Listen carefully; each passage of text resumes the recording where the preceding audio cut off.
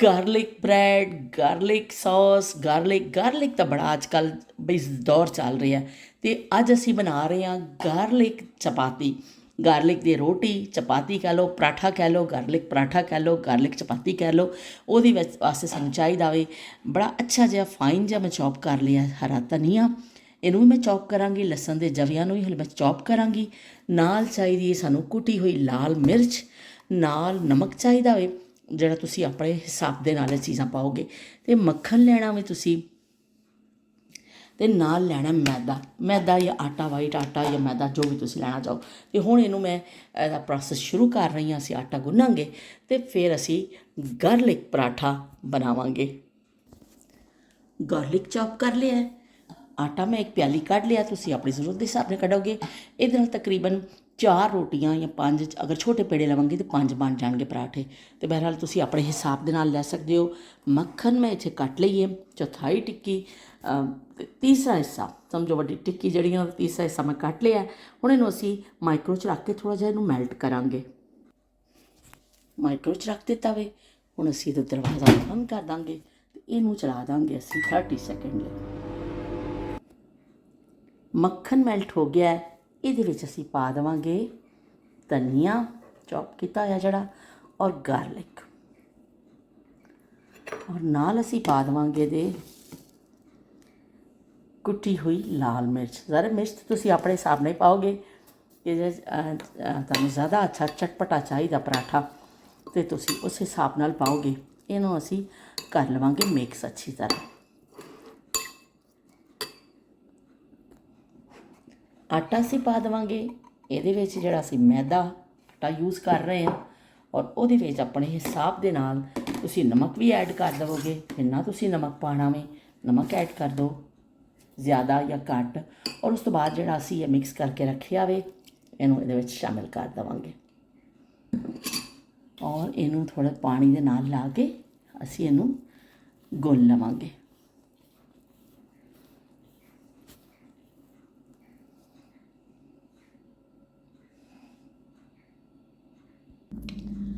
ਆਟਾ ਗੁੰਨ ਲਿਆ ਵੇ। ਹੁਣ ਅਸੀਂ ਇਹਨੂੰ ਥੋੜ੍ਹਾ ਢੱਕ ਦੇਵਾਂਗੇ ਔਰ ਰੈਸਟ ਲਈ ਛੱਡ ਦੇਵਾਂਗੇ ਕਿ 10 ਜਾਂ 15 ਮਿੰਟ ਥੋੜ੍ਹਾ ਜਿਹਾ ਆਪਣੀ ਪੋਜੀਸ਼ਨ ਹੈ ਜਿਹੜੀ ਹੈ ਨਾ ਥੋੜ੍ਹੀ ਨਰਮ, ਔਰ ਬੜਾ ਨਰਮ ਜਿਹਾ ਔਰ ਮਿਕਸ ਹੋ ਜਾਏ ਹਰ ਚੀਜ਼। ਅਤੇ ਫਿਰ ਉਸ ਤੋਂ ਬਾਅਦ ਅਸੀਂ ਇਹਨੂੰ ਪਰਾਠਾ ਬਣਾਵਾਂਗੇ, ਨਾਲ ਸ਼ਾਮਿਲ ਰੱਖਾਂਗੀ ਤੁਹਾਨੂੰ।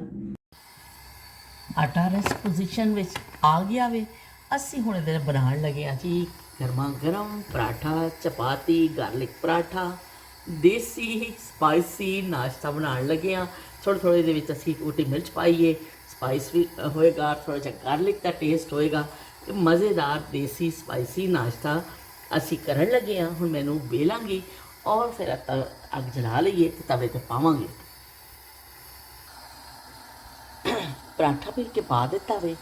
ਇਹਨੂੰ ਥੋੜ੍ਹਾ ਸੇਕ ਲੱਗੇਗਾ, ਬੜਾ ਜ਼ਬਰਦਸਤ ਖੁਸ਼ਬੂ ਆ ਰਹੀ ਹੈ। ਗਾਰਲਿਕ ਦੀ ਜਿਹੜੀ ਖੁਸ਼ਬੂ ਆਉਂਦੀ ਹੈ ਨਾ ਬਈ, ਉਹ ਤਾਂ ਫਿਰ ਕਹਿੰਦੇ ਨੇ ਵੀ ਦਿਲ ਕਰਦਾ ਫੌਰਨ ਹੀ ਅਸੀਂ ਖਾ ਲਈਏ। ਇਹਦੇ ਅੰਦਰ ਕਿਉਂਕਿ ਅਸੀਂ ਮੱਖਣ ਸ਼ਾਮਿਲ ਕੀਤਾ ਸੀ, ਬਹੁਤ ਜ਼ਿਆਦਾ ਅਸੀਂ ਆਇਲ ਨਹੀਂ ਪਾਵਾਂਗੇ, ਬਸ ਥੋੜ੍ਹਾ ਜਿਹਾ ਆਇਲ ਪਾ ਕੇ ਔਰ ਇਹਨੂੰ ਸੇਕ ਲਵਾਂਗੇ ਅਸੀਂ।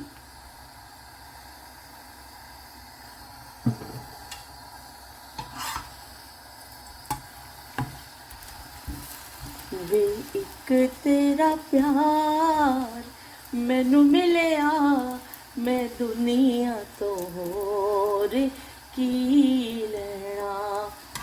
ਕਰੀ ਨਾ ਦੂਰ ਕਦਮਾਂ ਤੋਂ, ਕਰੀ ਨਾ ਦੂਰ ਕਦਮਾਂ ਤੋਂ, ਹੱਸਾਂ ਤੈਨੂੰ ਹੋਰ ਕੀ ਕਹਿਣਾ।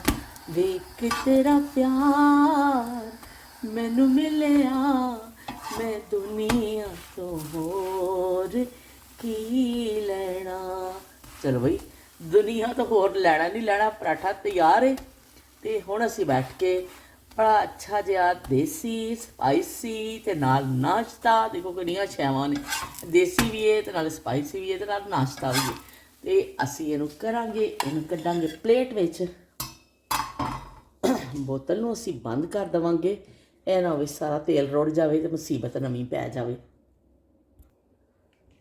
पराठा तैयार हो गया, मैं लैके टेबल पर आ गई हाँ। नाल मैं अपना दही मैं दही मेरा बड़ा फेवरेट है, मैं दही कढ़ लिया प्याली विच ते नाल थोड़ा जिहा अनार है। मैं क्या पहले तो हुंदी सी अनारदाने की चटनी, पर हुण अनारदाने की चटनी तो नहीं है, लेकिन चलो थोड़ा थोड़ा असीं अनार भी नाल खावांगे।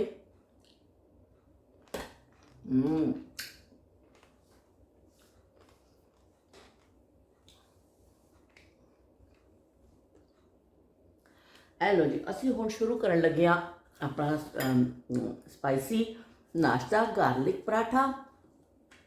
ਤੇ ਇਹਦੀ ਤੁਸੀਂ ਇੱਕ ਦਫਾ ਟਰਾਈ ਜ਼ਰੂਰ ਕਰਿਓ। ਤੁਸੀਂ ਹਮੇਸ਼ਾ ਕਹੋਗੇ ਮੈਂ ਕਹਿੰਦੀ ਰਹਿੰਦੀ ਹੈ, ਲੇਕਿਨ ਇਮਾਨ ਦੇ ਨਾਲ ਬਹੁਤ ਹੀ ਮਜ਼ੇਦਾਰ ਹੈ, ਲੱਗਦਾ ਹੈ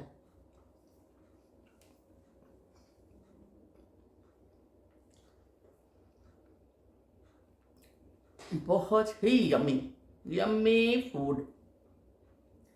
ਸਾਡੇ ਦੇਸੀ ਨਾਸ਼ਤਿਆਂ ਦੀ ਇਹੀ ਖੂਬੀ ਹੈ ਕਿ ਉਹਦੇ ਵਿੱਚ ਥੋੜ੍ਹੇ ਸਪਾਈਸ ਵੀ ਹੁੰਦੇ ਨੇ, ਥੋੜ੍ਹਾ ਜਿਹਾ अपना साड़ा देसी फ्लेवर होंदा वे, तो बड़ा मज़ा आता है करके दही के नाल खाओ, चटनियां दे नाल खाओ तो मज़ेदार लगते हैं। और गार्लिक तो वैसे भी बड़ा सेहत वास्ते बड़ा अच्छा है कि तुसी अगर गार्लिक खाते हो तो तुहाडे ब्लड प्रेशर में फर्क पैंदा वे, खून नूं पतला करदा, खून नूं साफ करदा वे। तो गार्लिक के तो बड़े फवायद ने, तो इनू ब्रैड की शक्ल विच और बड़ी बिस्किट्स आ गए ने और बड़ी चीज़ां गार्लिक सॉस बहुत चीज़ां इस तरह आ गई ने कि लोग उन्होंने इस्तेमाल करते हैं गार्लिक नूं ज़्यादा तो ज़्यादा दी असली शेप में। तो चटनी भी बनती है जी, लेकिन इसा तुसीं बना के खा लो कभी घर में जिवें कुछ नहीं है, थोड़ा जा होंदा ना कि भाई अज की पकाइए की करिए, ਉਹਦੇ वास्ते बेहतरीन डिश है, किसी भी टाइम तुसीं खा सकते हो। नाश्ते खाओ, नाश्ता बड़ा मज़ेदार, इन्ना मज़ा आता पिया कि जी असीं कुटी मिर्च पाई है ना, उहदे नाल स्पाइसी टेस्ट आ रहा है। ये नाल किसी सालन की तुहानूं ज़रूरत नहीं है। माजत चाहनी हाँ कि फिर पुट्ठे हथ ना मैनू खानी पैनी है बुरकी, तुसीं ऐ ना कहियो कि भी ये पुट्ठे हथ खा रही है, पर की करा हूँ मजबूरी है कि हथ ना मैं स्टिक फड़ी हुई है।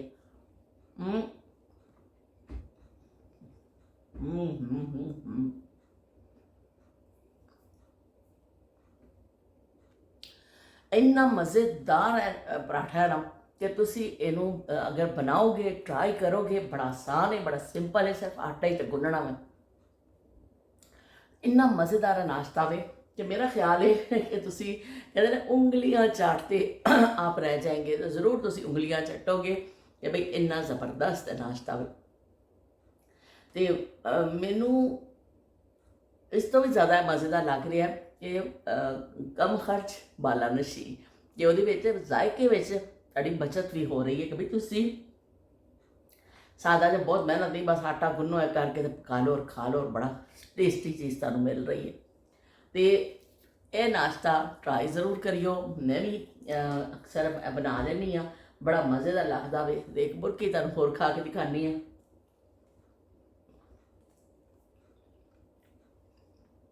दही ना जड़ा कंबीनेशन बनता ना बई बड़ा जबरदस्त। कुछ लोगों को दही पसंद होंदा है, कुछ नहीं होंदा, लेकिन मैनू दही जड़ा वे सादा शक्ल में ज़्यादा अच्छा लगता है, क्योंकि असीं अपने बचपन च खाते ने सादे दही, रायते शायते चटनियाँ उस जमाने इन्ना नहीं होंदा सी। उस जमाने है पुदीना तो चटनी कुट के दही च पा ली जाती सी, सादा दही ज़्यादा इस्तेमाल किया जाता सी। तो सादे दही का अपना टेस्ट है, तुसीं खांदे हो ना तुहानूं मज़ा आ जाता वे कि उहदा अपना ही एक टेस्ट है। तो बहरहाल वो तुहाडी अपनी चॉइस है, लेकिन तुसीं एक दफ़ा इनू ट्राई ज़रूर करियो। बहुत ही मज़ेदार, बहुत ही मज़ेदार है जड़ा वे पराठा बन गया वे अपना देसी नाश्ता।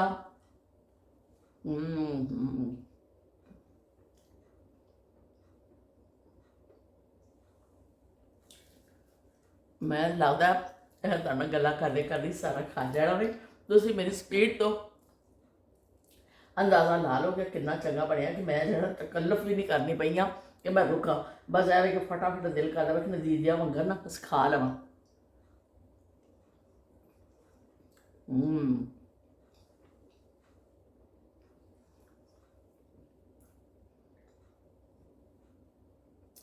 बचपन च मिस्सियां रोटियां ते नाल लस्सी ते हुण गार्लिक पराठा ते दही ते असी ते लो बई सारे चीज़ां वक्त दे नाल नाल जड़ियां ने तुहानूं ज़िंदगी से मुख्तलिफ दौर आते हैं तो मुख्तलिफ चीज़ां तुसीं ट्राई करते रहंदे हो।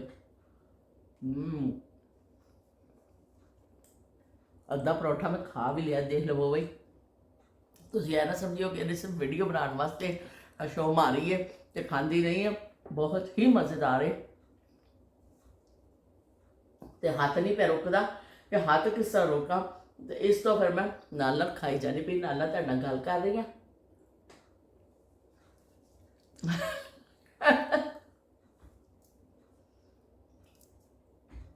ਤੇ ਮੈਨੂੰ ਨੁਸ਼ਾਬਾ ਨਈਮ ਨੇ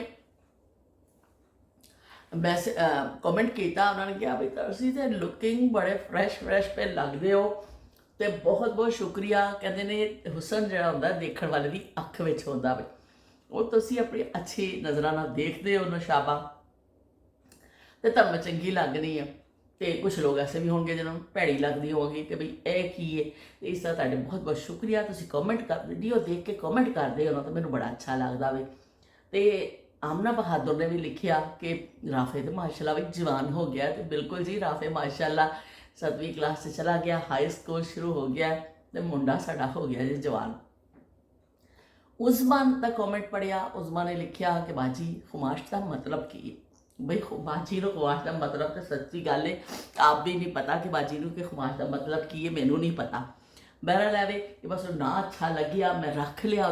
उदों मैं भी उम्र के इस दौर सारा कि एक बचपना होंदा है, जिवें एक तुहाडे एज का हिस्सा होंदा। बच्चा मां बन जाण दे नाल कोई साडे च संजीदगी ते नहीं आती। तुहाडे खुद तुसीं उस वेले बच्ची छोटी एज च शादी होंदा ना, ते फिर इन्नी अकल नहीं होंदी तुहानूं।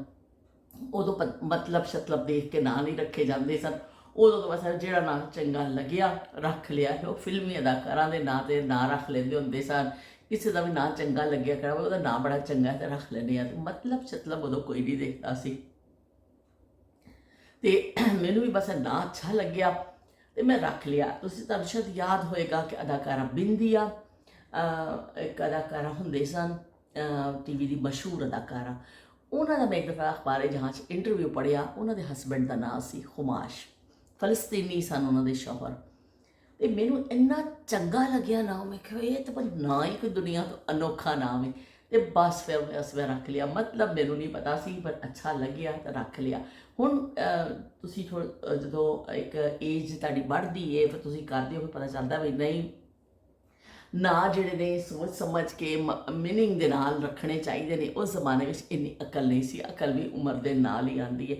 अल्लाह ताला ने नबियां नूं भी नबूवत दी ना 40 साल तो बाद ही दी कि 40 साल से जाके उन्होंने नबूवत मिली।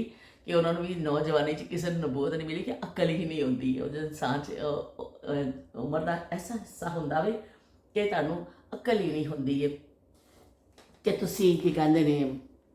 मेरा ख्याल है इन्नी संजीदगी होंदी नहीं तुहाडी जिंदगी च, लापरवाही ज़्यादा होंदी है उम्र के नाल नाल। ते अज मैं तुहानूं मौसम दिखा देवां। मौसम बड़ा चंगा वे। ते आजकल तेरे मेरे प्यार के चर्चे हर ज़बान पर, सबको मालूम है और सबको खबर हो गई। आजकल तेरे मेरे प्यार के चर्चे हर ज़बान पर, सबको मालूम है और सबको खबर हो गई। लो भी सारे मालूम हो गया तो चर्चे भी हो गए ने। बाहर का चक्कर मैं ला लिया वे एक। अज कहते ने धुप के मजे खत्म हो गए जी। हुण जिहड़ा आया वे वैदर का कि एक हफ्ता जिहड़ा हुण बारिशां होणियां ने, रेडी हो जाओ। तो कल इस कपड़े शपड़े धो के धवाइयां कढ़ लईयां ने असीं, ते सारे तौलीए शोलीए चादरां मैट वैट धो के असीं फारग हो गए। तो कल अज हुण एक हफ्ता बारिश की पेशन गोई है। हुण घट होवे वध होवे, लेकिन मसलसल एक हफ्ता होणियां ने। पर धुप भी निकल सकती है, लेकिन फिलहाल अच्छी हवा चल रही है। मज़ा भी आता है ऐसी हवा में कि चंगा पिया लगता। एक हवा होती है बहुत ठंडी कि सर्दी लगती है, सर्दी नहीं भी लगती पर बड़ा चंगा पिया लगता वे। फुल निकले हुए ने, बूटे हिलते पे ने, ते की कहते ने बदल होए हुए ने। ते असी की कहते ने बाहर निकल आई। मैं किसी तुहानूं बाहर का मंजर भी मैं दिखा देवां। तो हुण मैं बाकी अपना जाके कंप्लीट करा नाश्ता, तो फिर असी मिलने आ तुहाडे नाल। नालों नाल बई मेरे कहण ते एक दफ़ा ट्राई ज़रूर करियो गार्लिक पराठा, देसी नाश्ता, स्पाइसी नाश्ता। उस तो बाद फिर तुसीं मैनूं कॉमेंट करके ज़रूर दस्सियो अगर तुसीं ट्राई करदे हो कि तुहानूं कैसा लग्या, तुहानूं चंगा लग्या कि नहीं लग्या। तो फिर मिलने इंशाअल्लाह एक ਇੱਕ ਨਵੀਂ ਗੱਲ ਦੇ ਨਾਲ, ਨਵੀਂ ਯਾਦ ਦੇ ਨਾਲ। ਅੱਲਾ ਹਾਫਿਜ਼ ਤੇ ਰੱਬ